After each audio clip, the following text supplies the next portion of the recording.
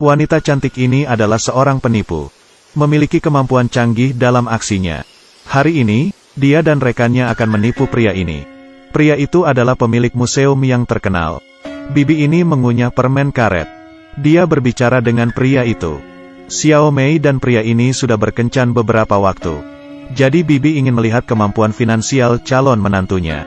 Tidak apa, dia akan menunjukkannya.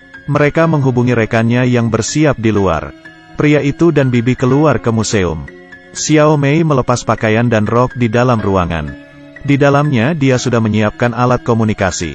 Selain itu dia juga menyiapkan tali. Kemudian rekannya di atas melempar tali. Dia melompat ke atas gedung. Bibi mencatat kode sandi untuk membuka pintu. Kemudian dia berpura-pura sakit kepala sambil menaruh kata sandi di bawah kotak. Kemudian menutup lensa dengan permen karetnya. Rekannya dengan cepat menutup lubang angin. Kemudian dia bersiap turun ke bawah. Dia hanya punya waktu 3 menit. Menemukan kata sandi yang cocok. Membuka brankas dan mengambil benda bersejarah. Kemudian menggantinya dengan produk palsu. Bersiap untuk mengirimkannya. Saat ini dia hanya punya waktu 1 menit lagi. Dia mencoba memperpanjang waktu dengan pura-pura sakit lagi. Xiao Mei berlari dan segera melompat ke bawah. Segera masuk dan jatuh ke ruangan yang pertama. Saat keduanya kembali, dia baru saja selesai mengganti pakaian. Dia berpura-pura sakit perut.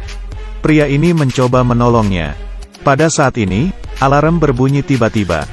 Xiao Mei dengan cepat menutup resletingnya. Pria itu berlari kembali ke museum. Menemukan ada permen karet yang menempel di sensor. Penjaga keamanan menghentikan mereka berdua. Xiao Mei melalui interkom bertanya apakah dia tidak mempercayainya. Pria itu kaget karena bendanya sudah diganti dengan yang palsu. Pada saat ini, Xiao Mei berkata selamat tinggal. Tidak ada waktu untuk bertemu. Mereka berdua mengirim benda itu ke sisi lain. Ini adalah kerjasama tim. Hedu dan Minjun bertanggung jawab atas kata sandi. Dan yang lainnya dilakukan oleh Xiao Mei. Ini adalah Hua Ge, perampok terkenal. Sekarang dia bekerja di toko emas. Pelayan itu menaruh catatan di bawah kopi. Memberikannya pada polisi. Tapi rekan penjahat mengetahuinya dan pura-pura bersin meniup kertas itu. Akhirnya, mereka berhasil merampok toko emas. Ini adalah seorang legenda di industri ini. Di Macau. Mengatakan pada kakak laki-laki. Kali ini kedua geng itu berkumpul bersama. Selain itu, ada rahasia yang akan dibuka. Lalu apa tujuannya kali ini? Masih ada 2 orang yang akan diperkenalkan. Tujuannya adalah kalung berlian. Air matahari yang terkenal. Nilainya lebih dari 30 miliar dolar. Wanita ini yang memiliki berlian itu. Kemudian dia menjualnya pada seorang pengusaha misterius. Yang bernama Wei Hong, mereka semua tidak tahu. Siapa yang tidak tahu dengan anggota kelompok ini? Keesokan harinya, mereka mulai beraksi. Mereka berdua bermain di kasino dan berpura-pura menjadi pasangan. Wanita itu melihat mereka berdua. Xiao Mei bertugas untuk merayu penjaga keamanan. Mengambil kesempatan ini untuk mengambil kunci. Hu dan Park berpura-pura berkelahi di lobi. Menarik perhatian pengawas keamanan. Kemudian orang lain masuk ke ruang kontrol pengawal. Petugas Domin John menggunakan kunci yang dicuri untuk naik ke atas. Dan memasang perangkat di tingkat atas. Kemudian Xiao Mei menggantung badannya. Xiao Mei menggunakan kemampuannya sendiri. Dia membuka pintu untuk kedua rekannya. 2 orang lain mencoba membuka brankas. Mencoba menggunakan pendengarannya. Mendengarkan kode untuk membukanya. Di sisi lain, pria ini mengancam semua orang di kasino. Dan bibi ini harus memasukkan semua uang ke tas.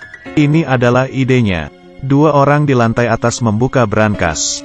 Melihat di dalamnya tidak ada apa-apa. Di lantai bawah, seorang pria sedang makan perlahan. Pada waktunya, dia bisa membuka brankas. Dengan hanya 1 tangan, kalung berlian ada di tangannya.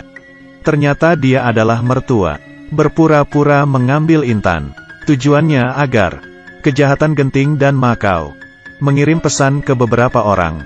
Karena semua sudah bekerja keras, mereka harus keluar dengan cepat. Dua-duanya berlari. Xiao Mei yang menggunakan pakaian pelayan dihentikan oleh seseorang. Mereka menunjukkan foto 2 rekannya. Tapi Xiao Mei tidak mengerti bahasa Cina. rekannya ini tiba-tiba muncul dan berteriak dalam bahasa Korea, "Saya mencintaimu!" Polisi berlari mengejarnya, tapi akhirnya dia tertangkap. Rambut panjang juga ikut ditangkap. Kedua orang ini juga ditangkap. Pasangan ini mengalami kecelakaan di jalan saat El kabur. Alhasil, mereka bertiga berhasil kabur dan berlari ke atas kapal.